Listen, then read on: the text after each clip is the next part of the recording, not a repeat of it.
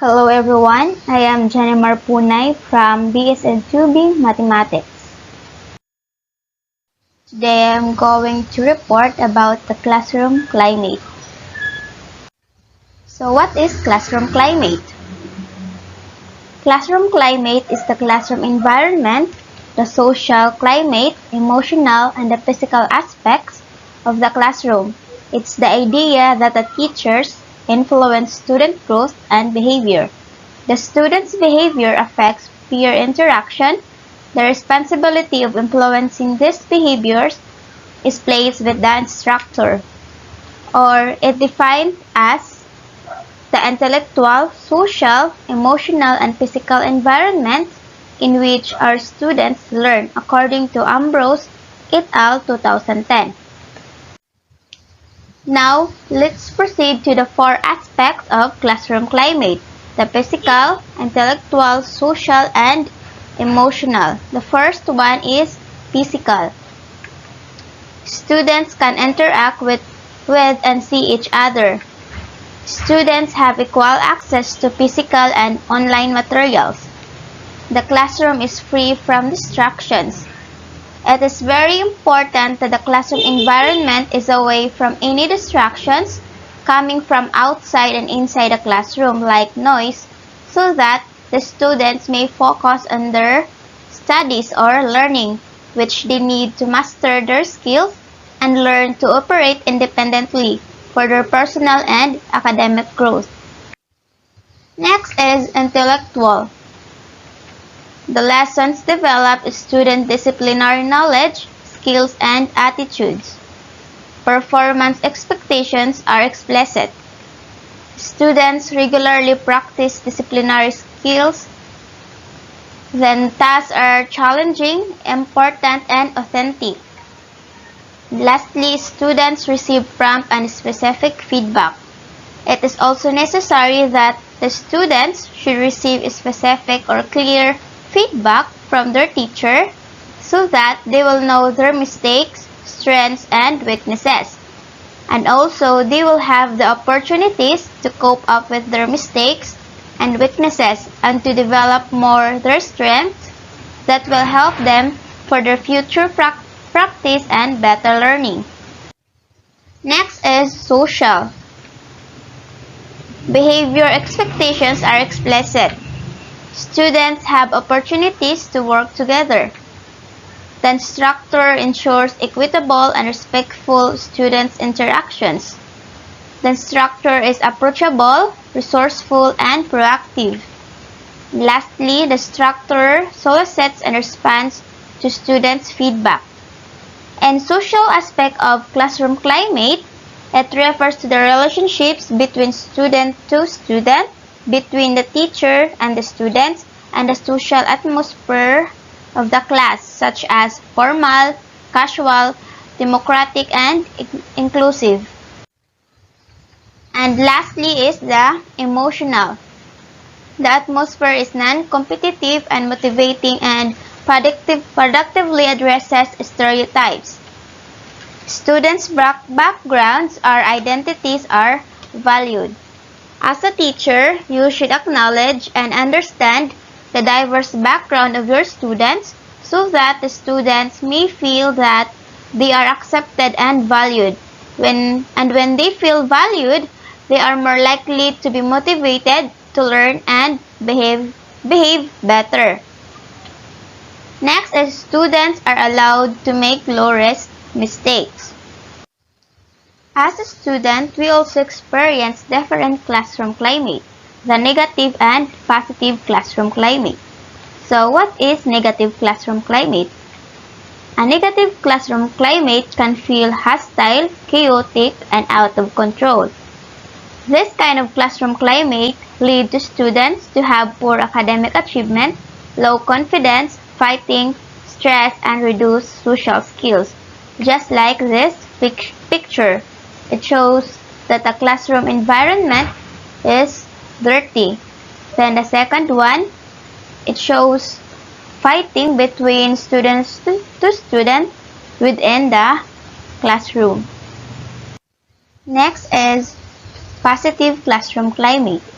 A positive classroom climate feels safe, respectful, welcoming, and supportive of students' learning.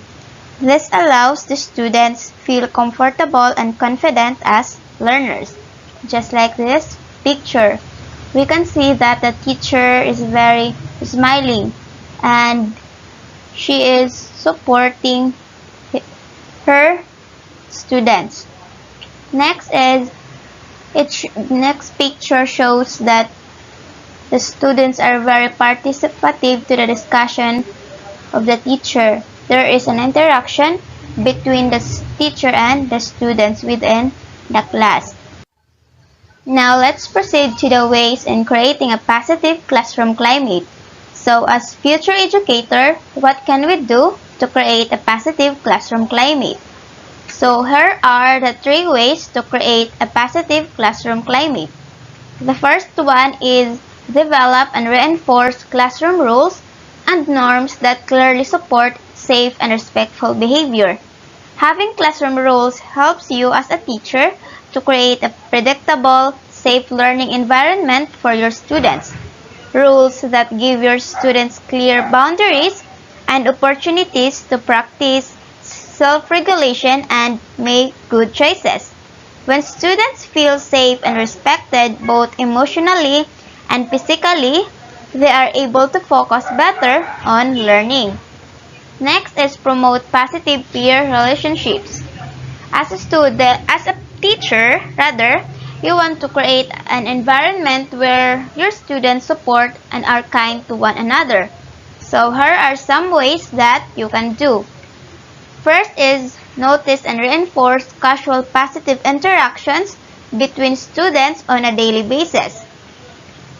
Next is deliberately plan relationship building activities and games that encourage positive interactions. This can be long-term project or short and simple games designed for students to get to know each other better.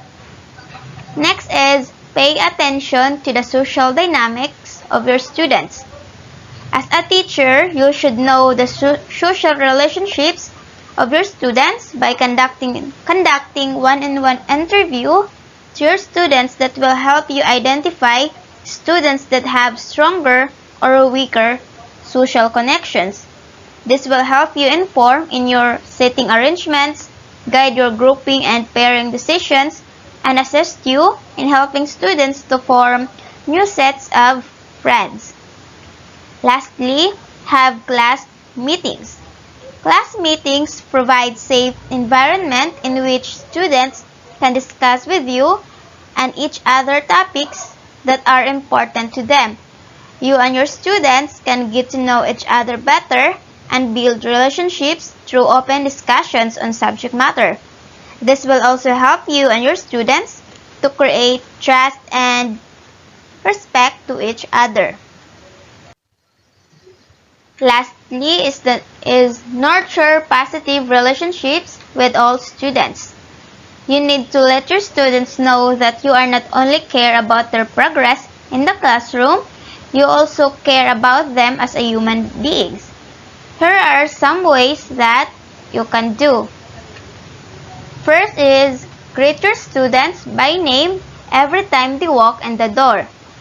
This simple action can help students feel that they are noticed and cared by their teacher. But there is an instance also that some teachers fail to do it, even if their students are the first one who greeted them, but they did not respond. For me, if you are a teacher and your students greet you, you should greet them back so that they may feel that you recognize his or her presence. Next is use warm, inclusive behaviors with your face, body, and words each day. As a teacher, you should share good vibes to your students. Smile and ask them how's they're feeling. Then notice and reinforce their positive behaviors with encouraging words. This will help them to be motivated, boost their confidence, and have courage to discover new things and in doing more positive actions, especially in working their school activities. Next is ask your students personal questions that will help you get to know them. It is also your duty as a teacher to know what's happening on the lives of your students outside of the school so that you can understand them. Lastly, notice changes in students' physical and emotional behaviors. Changes may indicate a student is in need of additional emotional support.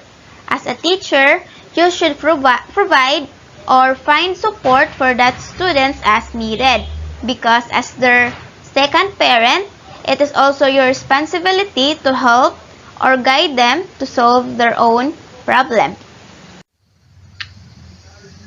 Now let's proceed to conclusion. Classroom climate is very essential in shaping the quality of school life and learning.